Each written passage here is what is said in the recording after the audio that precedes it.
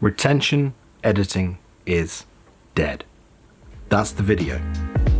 The end. So let me tell you why. I think it's going to die. I think we're bored of it. I think it's going away. I think we're going to see better, more long-form content. We're going to see more interesting content. We're going to see creators start to take their audiences more seriously again. And I say this because I really love watching like documentaries, behind the scenes stuff on how other people, other creators work, whether it's musicians behind the scenes when they're touring, whether it's things like comedians or whatever.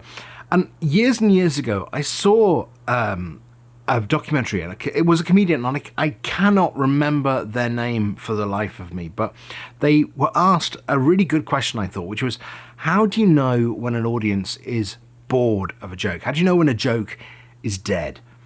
And their response was really surprising for me, because they said when an audience understands the mechanism of the joke, then it doesn't matter how funny the material is anymore, because they know that it's coming in that exact point.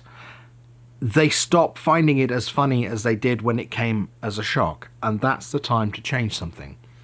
And I think that's kind of where we are with YouTube right now.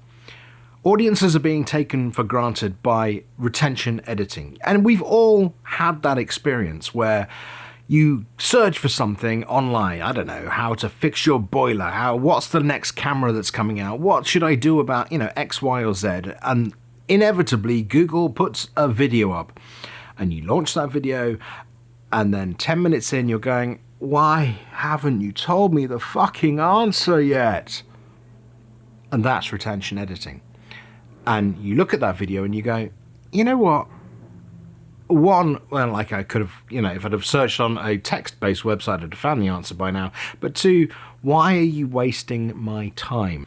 And I don't think it's unfair to say that even normally, the answers aren't actually that high quality, but they've wasted an awful lot of your time and you'll never guess what. And coming up in a minute, and don't get me wrong, you can find out in a second, and they've kept you hanging on, and you feel like you've been used.